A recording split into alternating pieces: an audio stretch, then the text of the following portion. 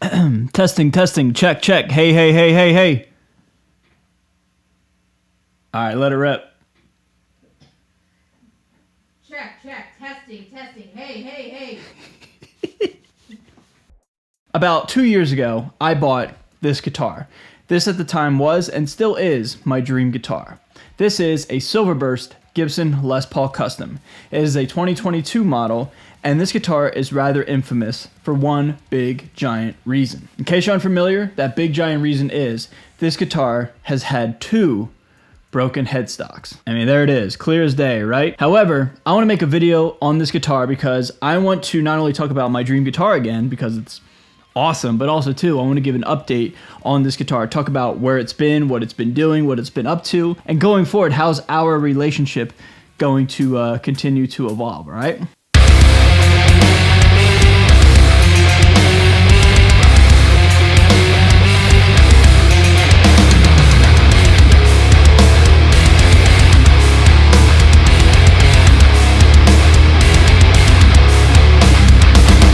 So in case you're unfamiliar with who I am, what's up everybody? Nice to meet you. My name is Xander Raymond Charles. I'm a guitar player here on the internet as well as in real life.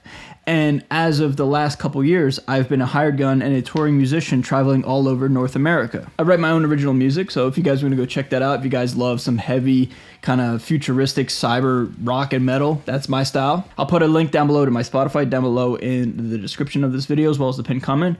I really appreciate it. And not only do I write my own music, but I also play other people's music. And like I said before, travel all over the country and soon to be all over the world, playing music and just doing that for a living. So where does this guitar come into play? Well, about 2 years ago, I purchased this off of reverb.com. I got a very good deal on it because it was a broken headstock repaired Gibson Les Paul Custom. Almost half the price what you would expect for a Gibson Les Paul Custom without a broken headstock, right? So it said it was repaired, and I was like, you know what?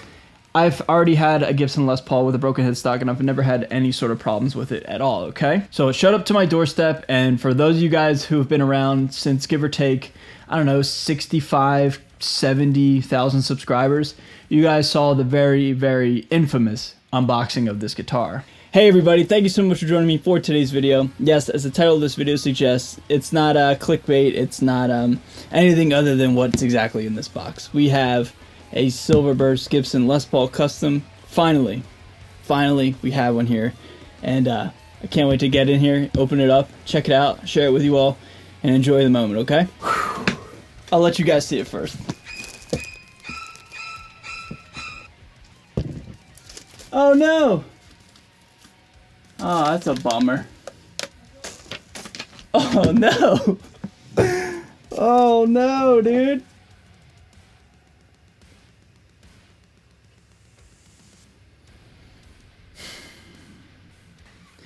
I unboxed it, and lo and behold, the headstock was broken once again. But rather than being bummed out for too long, I took this guitar on as a project and as an investment, because as I said, it was my dream guitar, right? So shout out to Reverb and shout out to the seller, everybody was super cool, but I did decide to keep this guitar. And rather than take it to a luthier to get a professional repair or anything like that, I just glued the thing on myself. I went to Lowe's and I got some supplies. I got this vice grip of sorts, this kind of spring-loaded vice grip, and then I also got some Titebond 3 wood glue.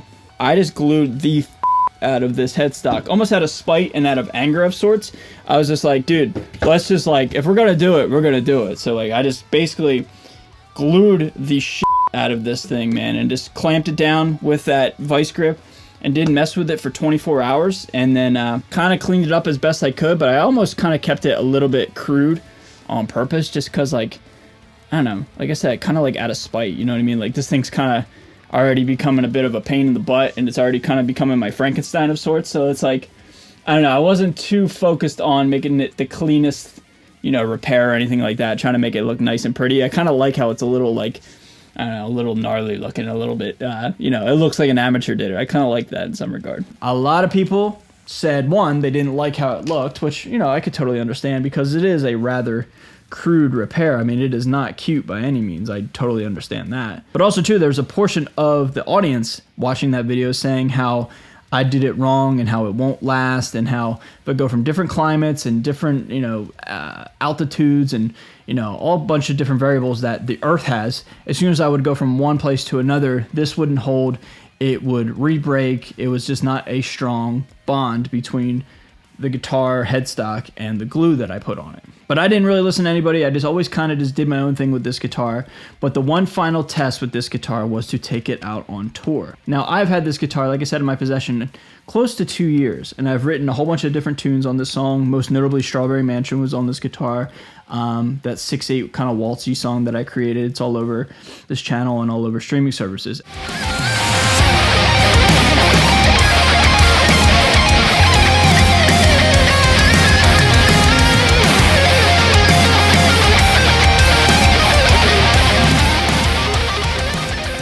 Anyway, that was solely on this guitar.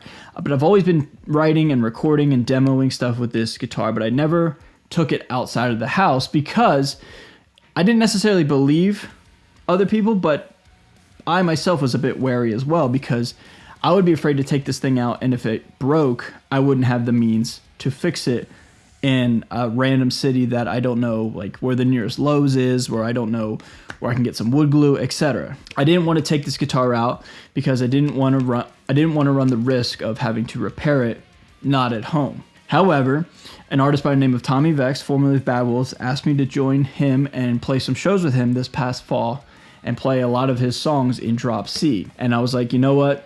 It's time. And this was like my 5th or 6th tour of the year, and I was like, you know what? I'm just going to do it, man. I'm going to take this guitar out.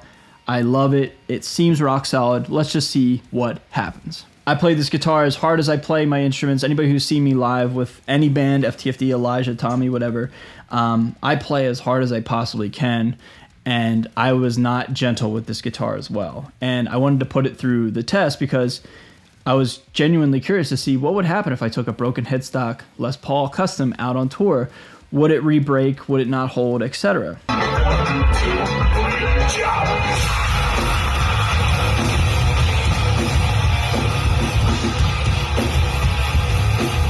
And honestly, everybody, there was zero concern ever with this guitar. It held up perfectly, not a single issue, one time whatsoever. So right off the bat, the first initial travel time with this guitar was as follows: Philadelphia, which is kind of cold, to Dallas, Texas, which is incredibly hot, to Denver, Colorado, which again is incredibly cold.